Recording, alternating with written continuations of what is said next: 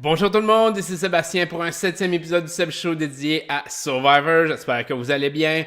Euh, Aujourd'hui, dans le fond, l'épisode va être un petit peu plus gros, principalement parce que l'épisode de mercredi passé est un épisode double. Donc, évidemment, il y a eu plus de stock et aussi parce que ça a bougé beaucoup côté alliance, côté élimination. On va aller directement dans le sujet. Première des choses, on a eu. Faut que j'explique le fait que, il y a quelques semaines, j'avais parlé de tout le principe de foreshadow. Et j'ai dit ça peut être interprété de différentes façons. L'émission est montée beaucoup par rapport à soit essayer de montrer des choses positives pour dévoiler un peu qu'est-ce qui va s'en venir ou montrer des choses négatives pour autre chose. Bref, ça essaie d'induire en erreur le téléspectateur de dire bon ben tu t'attends à ça. Des fois, c'est ce qui arrive. Des fois, c'est pas ça du tout qui arrive. Et cette semaine, on a eu vraiment le bon exemple de ce foreshadow-là avec JP. Il y a quelques semaines, j'ai dit, ils ont tellement mis l'emphase sur le fait que JP était une force de la nature, qu'il allait tout gagner. C'était beaucoup avec Chrissy, Ryan, Ali à l'époque. Il y avait eu toute cette discussion-là. Ali essayait de convaincre les autres que JP allait tout gagner après être le rassemblement des tribus, donc dans le merge. Et finalement, JP a absolument rien gagné. Donc, le foreshadow était pas. Moi, ce que j'avais élaboré, c'est de dire est-ce que c'est un foreshadow que JP va genre vraiment dominer absolument tout sur le merge. Ça a été complètement l'inverse. Le foreshadow, c'est que dans le fond, on a voulu montrer le fait que les joueurs, des fois, ils ont peur de certains autres joueurs et ils n'ont pas raison d'avoir peur de ces joueurs-là. L'exemple a été avec JP de dire ça a été des joueurs beaucoup plus faibles physiquement, normalement, là, qui ont gagné les immunités, qui ont gagné les compétitions de récompenses. Mais JP a vraiment rien gagné en soi. Il a été bon dans les compétitions, il a été solide, mais il n'a jamais rien gagné après le merge. Donc, ça montre que toute cette paranoïa d'éliminer les joueurs forts avant le merge est pas vraiment une paranoïa qui a lieu d'être. Je veux dire, ça peut tellement virer de différentes façons. Il y a eu des gens qui ont dominé les compétitions après le merge qui étaient physiquement beaucoup moins aptes que d'autres. Parfois, il y a des joueurs extrêmement forts. On peut penser à Colby Donaldson, qui avait dominé les immunités dans la saison 2, entre autres, mais qui avait absolument rien fait dans le All-Star puis dans le Heroes versus Villain. Fait que dans la saison 8, 20 et la saison 20, il n'y avait absolument rien fait. Donc, c'est toujours cette analyse-là qu'on peut en faire par rapport à JP. Donc, Foreshadow JP s'est avéré à être l'inverse de ce qu'on pouvait penser au départ, c'est-à-dire que JP a rien fait pantoute. Fait qu'il a été complètement inexistant, mais ça semblait déjà s'enligner vers ça. On le voyait pas du tout, il interagissait pas vraiment avec les autres, donc c'était vraiment un joueur de milieu de plateau. Le deuxième point que je veux passer, parce que je vais parler des bons et des mauvais coups après, mais c'est l'analyse que je fais de la saison jusqu'à maintenant. Ce que je veux dire par ça, c'est que quand on regarde en rétrospective tout ce qui se passe, ça a été une saison de il faut pas prendre pour acquis. Et je m'explique. Depuis le début de la saison, à chaque fois que les gens prennent pour acquis certaines choses, ils se font avoir. Ça a été vraiment le développement de cette saison-ci, ça a été basé que là-dessus. Il y a eu l'alliance de Patrick avec Ali. Patrick qui prenait pour acquis son alliance avec Ali puis avec Ryan, il s'est fait poignarder. Ali qui a pris son alliance pour acquis avec Ryan. Ryan l'a poignardé. Tu as eu les Healers qui ont pris pour acquis le nombre rendu au merge qu'ils allaient dominer les autres équipes et qu'ils allaient éliminer tout le monde. Ils sont fait éliminer, ou presque, là, il reste bien que Mike. Chrissy Ryan, qui ont pris pour acquis l'alliance de 7. L'alliance de 7 les a poignardés dans le dos. Ben, je veux dire, les 4 autres les ont poignardés dans le dos. Joe et Mike, qui ont pris pour acquis l'alliance qu'il y avait avec les 4 que sont Ben, Devon, Ashley et Lauren. Donc, jusqu'à maintenant, tout le monde qui prenne pour acquis ce qui s'en vient se font avoir. Tout le temps, tout le temps, tout le temps. Et là, c'est de voir présentement qui prend pour acquis. présentement, c'est l'Alliance de 4. L'Alliance de 4 prend pour acquis qu'ils ont le nombre, qui ont le pouvoir, ils ont les votes tu sais, je veux dire, comme Lauren, elle a un double vote. Ils ont tout en leur faveur actuellement. Et ça me laisse présager le fait que ça virera pas comme ça. Je veux dire, ils prennent trop pour acquis. Devon est trop confiant. A été emmené vraiment très, très confiant d'un coup. Ashley, la même chose. Lauren, la même chose. Je pense que ça va le péter d'en face. Et le côté pété d'en face risque d'être attribuable à Ben. Moi, j'ai vraiment l'impression que, avec tout ce qu'on a vu, puis on va reparler un peu de Ben plus tard, mais l'action se déroule autour de Ben. La saison semble se dérouler autour de lui. Et j'ai l'impression que peu importe comment ça va finir, moi je vous l'avais dit un peu plus tôt, dans le fond, dans les autres épisodes, que le foreshadow de Ben était un foreshadow de Ben gagnant. Et j'ai l'impression que ça s'enligne beaucoup, beaucoup vers ça. Là. Je veux dire, s'il ne gagne pas, il va faire du dommage d'une façon inimaginable. C'est vraiment l'impression que ça me donne.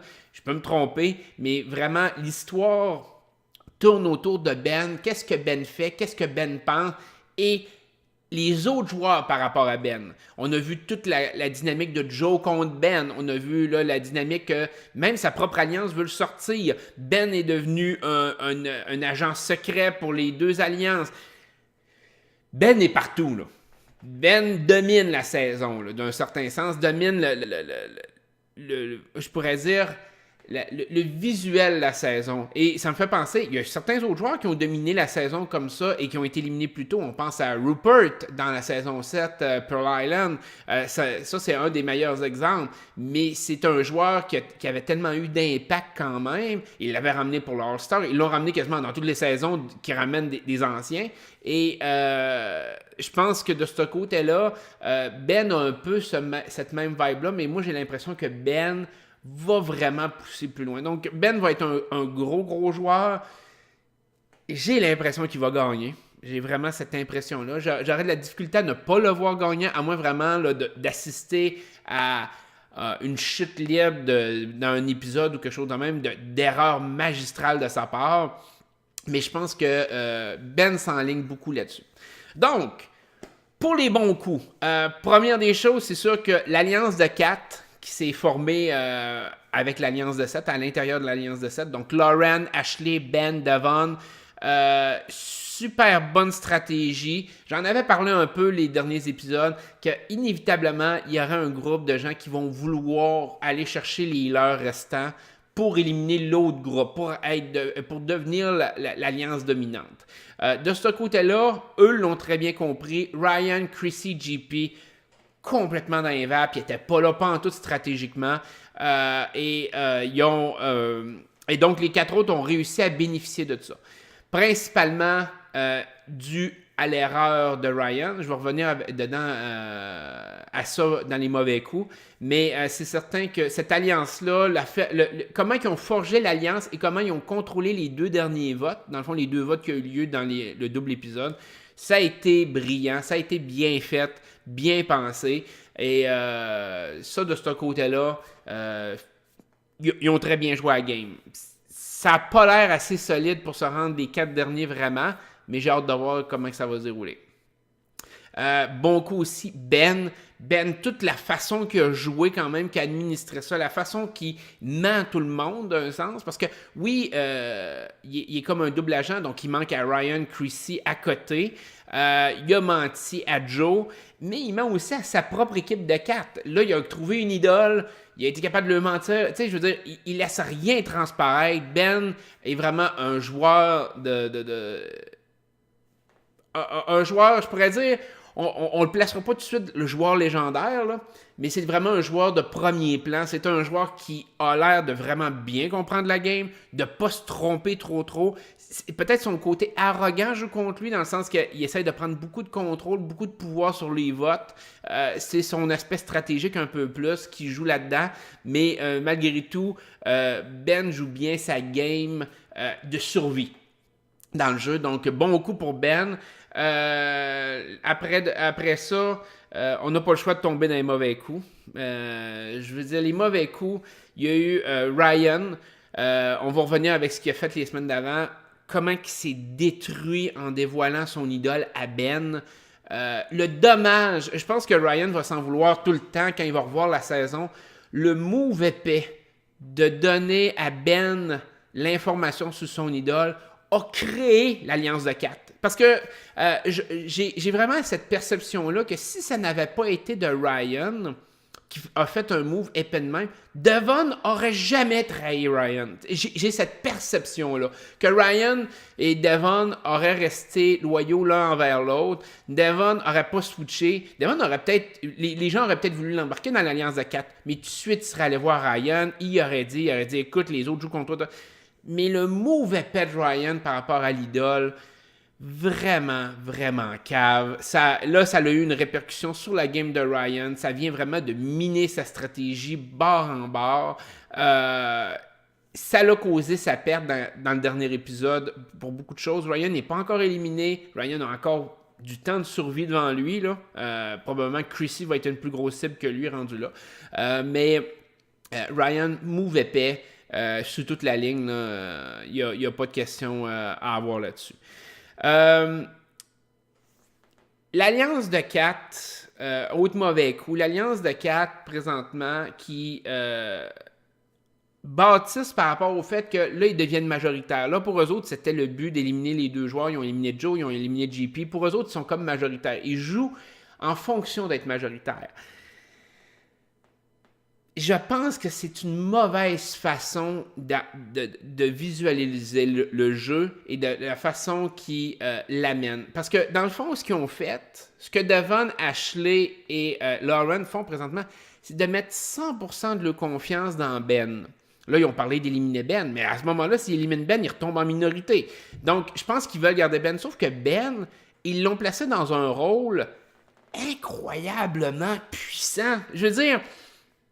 Je peux pas comprendre. Puis oui, il y a l'aspect stratégique. Devon a bien pensé son affaire sur un vote de dire écoute, il faut que Ben soit un secret agent pour que les autres se doutent de rien. Puis là, switcher ça. Mais en faisant ça, ils ont donné du pouvoir à Ben, dans le fond, de faire ce qu'il veut. Parce que Ben, à ce moment-ci, il pourrait très bien twister de bord. Puis là, ça va redevenir un vote que eux vont être minoritaires, que Lauren, Devon, Ashley vont être minoritaires. Ils ont bien beau avoir un vote de plus. Si Lauren ne le voit pas venir, son vote, il ne vaudra rien. Puis de ce côté-là, si Ben a la moindre soupçon que son alliance va le trahir, ben à ce moment-là, Ben a énormément de contrôle sur le jeu et il peut éliminer qui veut.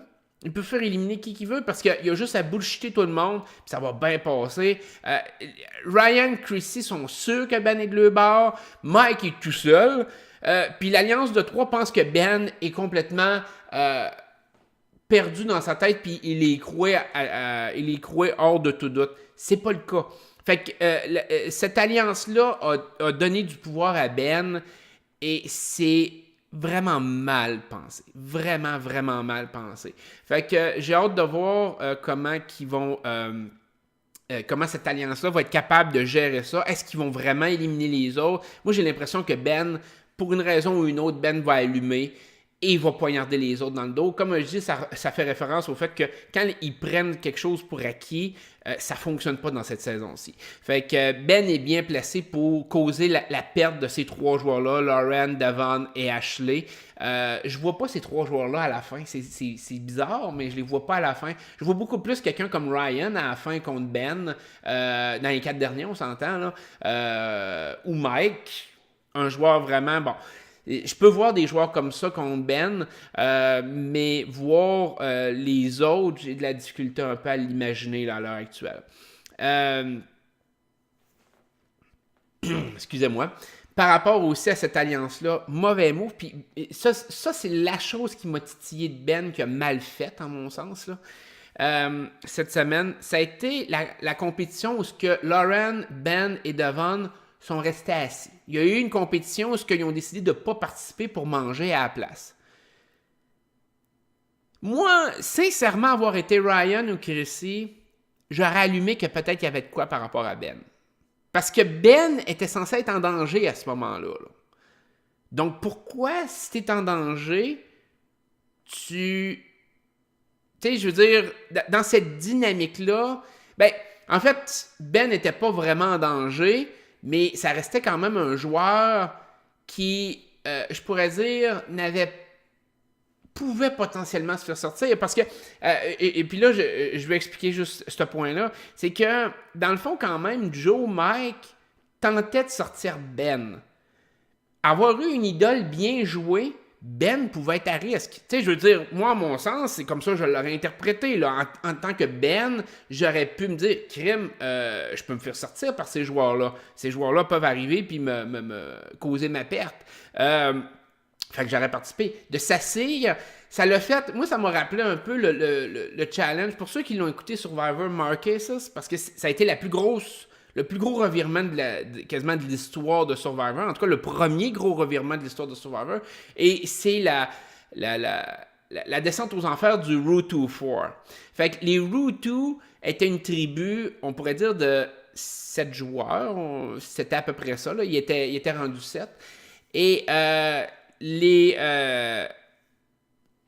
y avait une alliance de 4 au sein des 7. Et à ce moment-là, les Ruutu 4, donc l'alliance de 4, ont pris pour acquis le fait qu'il allait éliminer l'autre tribu avant, ce qui était quasiment fait. Là. Il restait bien que Sean et Vecepia, je pense que c'était les Maramu, les Maramu, quelque chose comme ça, là, la tribu, je ne me rappelle plus exactement le terme. D'éliminer les deux, et ensuite d'éliminer les 3 autres, Pascal, Cathy et Nelly. Le X, c'est qu'ils ont tellement pris ça pour acquis qu'ils sont arrivés dans une compétition et ils ont éliminé dans la compétition les joueurs un par un dans cette compétition-là, comme l'immunité allait, comme dans le fond la vraie élimination allait se faire. Donc, éliminer Sean, éliminer Vecepia, éliminer après ça Cathy, éliminer Pascal, Nelly. Et là, ça a allumé la lumière dans la tête de Pascal, de Nelly, de Cathy, de faire comme, hey, attends un peu, là, les 4 ensemble, là, ils ont l'air vraiment d'être bien chumé, d'être bien friendly ensemble. Et là, ça a popé le côté de faire comme, OK, non, ils sont alliés ensemble, puis ils vont essayer de tous nous sortir, puis dès qu'on va avoir éliminé les 2 autres qui nous servent pas, ils vont nous voter out, parce qu'ils vont avoir 4 contre 3. Et là, à ce moment-là, il n'y avait pas d'immunité cachée, il n'y avait pas de twist pour aider un désavantage numérique. Puis les Ruutu 4, avec une compétition comme ça, se sont tirés dans le pied parce que les 3 autres ont finalement twisté ça, se sont rassemblés avec les 2 autres de l'autre tribu et ils ont éliminé les Ruutu 4 un par un. Et c'est un peu le sentiment que j'en ai eu quand je voyais cette compétition-là. Je me disais, Chris, prendre pour acquis comme ça, moi, tu peux pas prendre ça pour acquis, tu sais pas quand est-ce que ça va que ça va dégénérer, tu sais pas quand est-ce que le monde va te poignarder dans le dos. Fait que quand tu prends pour acquis, ça donne une mauvaise perception, ça donne la perception que t'es sûr que tu vas rester, t'es sûr que t'es pas en danger, t'es sûr. Et il n'y a rien de pire que ça. Fait que ça a été très mal joué. Puis de ce côté-là, Ben, ça a été, en bon sens, ça a été le pire move qu'il a fait parce que l'image qu'il a envoyée était horrible. Moi, en mon sens, ça a été une mauvaise image qu'il a envoyée à tout le monde. Ça aurait pu coûter beaucoup plus cher que ça y a coûté. Présentement, ça y a rien coûté. Mais si les joueurs avaient été brillants un peu, ils auraient vu que quelque chose se tramait, que quelque chose ne fonctionnait pas là-dedans. Là. Fait que, en mon sens, ça a été mal joué de ce côté-là. Après ça, mauvais coup encore, Chrissy Ryan. My God, que vous avez mal joué votre merge. Chrissy Ryan, la chose qu'ils ont faite, puis je pourrais inclure JP malgré que JP on l'a pas vu, mais la chose qu'ils ont faite, c'est que les healers qui restaient, Cole, Mike, Joe, Cole a été éliminé, mais je veux dire, surtout Mike, Joe, Chrissy Ryan lui manquait de respect. Je veux dire, il se colissait d'eux autres, c'est comme, on a notre alliance de 7, on s'en fout de vous autres. Tu peux pas te foutre de joueurs, ok? T'es dans un jeu pour 1 million, tu ne peux pas jouer en fonction de te colisser d'un groupe de personnes, même si c'est juste 2 joueurs, même si tu le sais que tu vas les éliminer ou que probablement tu vas les éliminer, tu ne peux pas jouer comme s'ils n'existaient pas ou que tu te colissais d'eux autres. Mauvaise stratégie. Premièrement, parce que dans le fond, Chrissy Ryan se sont fait fourrer d'une façon inimaginable à cause de ça, sur le vote.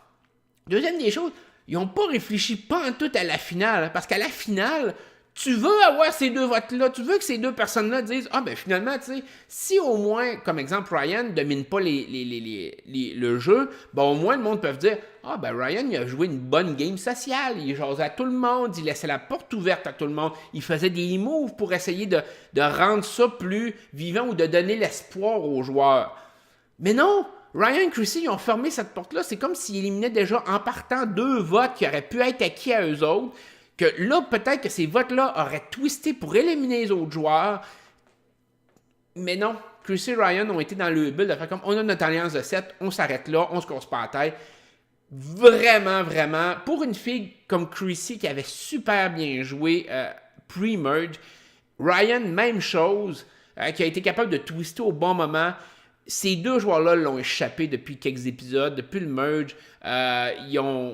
Ils ont pris pour acquis, ils se sont assis sur le laurier. Est-ce que ça va revirer? Peut-être que là, ils ont été déstabilisés, puis là, ils vont essayer. Mais c'est dur. Puis on l'a vu dans le dernier segment du dernier épisode. C'est dur parce que là, Ryan a essayé de se rapprocher de Mike. Mike se colissait de lui, c'était pas grave, il s'en foutait. Il disait, puis c'est normal, Mike a dit, écoute, ça fait des jours et des jours que j'essaie de m'approcher de Ryan. Ryan se fout de moi. Chrissy, c'est pareil. Ah, puis là, vu que là, ils sont en danger, ils viennent me voir, ça fait pas crédible. Puis c'est pour ça qu'il faut toujours que tu maintiennes, dans un jeu comme Survivor, il faut toujours que tu maintiennes des bonnes relations avec tout le monde. Et pour essayer de voir que s'il arrive de quoi, un changement de stratégie, une twist qui mélange le monde, qui peut emmener des nouveaux éléments, ben au moins tu peux te réadapter par rapport à ça. Ou si tu as un groupe de personnes qui veut te clencher, puis là, ben, tu switches à un autre groupe de personnes, tu fais d'autres alliances. C'est plus facile d'aller chercher des joueurs tout seuls, là, comme Mike ou Joe, qui étaient comme isolés. C'est plus facile d'aller les réunir quand tu as des bonnes relations avec eux autres, puis de les convaincre de dire, écoute, finalement, on va twister ça, puis on vote les autres. Parce que c'est comme des lone wolves, des loups solitaires. Ils cherchent un camp où se ployer, puis quand les quatre de Devon, Ashley, Ben et Lauren les ont approchés, ben, ils ont sauté sur l'occasion tout de suite. Mais si ça avait été Chrissy Ryan qui l'avait fait, ils auraient sauté sur l'occasion tout de suite. C'était dans le fond le premier qui allait les offrir, puis ils ont sauté dans le wagon tout de suite. Puis c'est pour ça que j'en parlais dans les autres épisodes. C'était à prévoir. C'était le groupe de personnes. Tu peux pas éliminer un groupe de personnes comme ça, puis te ramasser 7, puis je sais pas où est-ce que je m'en vais avec mon 7. Non. C'est sûr que tu veux toujours te garder une marge de manœuvre, puis la marge de manœuvre, c'était les deux healers. Et puis, Chrissy et Ryan l'ont échappé, ils n'ont pas pensé à ça pantoute. Et ça les a nuit. Autre mauvais coup, Joe. Joe, depuis le début, qui arrêtait pas de dire « Je le sais quand quelqu'un me bullshit, je le sais quand quelqu'un me bullshit. » Il s'est fait bullshiter toute la game. La seule fois qu'il a pensé que quelqu'un le bullshitait, c'était Mike au début, puis Mike le bullshitait pas. Fait que... je trouve qu'il est mal ressorti, Joe, stratégiquement. Là. Il a bien utilisé son idole une fois. Ça a été à peu près la seule chose qu'il a fait de la game. Fait que pour un gars qui disait « Je suis intense dans le jeu, je sais comment jouer. » tout, il s'est fait fourrer bord en bord. Joe, ça n'a pas eu d'allure. Fait que ça fait un peu le tour. Comme je dis, de ce que je vois, c'est certain que Ben a l'avantage à l'heure actuelle. Je sais pas comment ça va virer. Ben n'a pas l'air assez stupide pour croire que personne ne peut le poignarder dans le dos. Il a une idole dans les poches. Il est fort aussi pour gagner des compétitions. Il pourrait facilement gagner certaines compétitions. Ben a le statut d'agent secret qui fait en sorte qu'il peut switcher d'alliance facilement. Il peut arriver puis aller d'un bord puis de l'autre. Joe est plus là pour y nuire. Fait que Ben peut se rapprocher plus facilement de Mike grâce à ça. Je pense que tous les groupes ont donné trop de pouvoir à Ben. Je pense que Devon, Ashley et Lauren s'en rendent compte. C'est pour ça qu'ils pensent à l'éliminer tranquillement pas vite. Mais je pense que ça va être trop peu, trop tard. Je pense que Ben va avoir le dessus sur eux autres avant qu'eux aillent le dessus sur Ben. Et ça risque de s'enligner comme ça, je pense, le reste de la saison. J'ai hâte de voir quand même. Prochain vote va être important. Parce que s'il y a un move à faire, c'est probablement à la prochaine élimination que le move va être fait. À partir du moment, si Lauren, Devon et Ashley font un move et éliminent quelqu'un d'autre, réussissent à éliminer nos joueurs, la game va être extrêmement difficile pour les autres joueurs à remonter. Mais s'il y a un move de fait, il y en a un de ces trois-là qui part, là, à ce moment-là, la game va être beaucoup plus intéressante. Puis là, ça va vraiment être un switch d'alliance sans arrêt. Ben va être comme entre deux. Il va être capable de switcher d'un bord puis de l'autre, dépendamment comment il veut jouer cette game-là. Fait que ça risque de s'enligner là-dessus. Ben, ça fait le tour. Ben, je vous souhaite une bonne semaine. Prenez soin de vous autres. Puis on se voit au prochain épisode. Bye bye.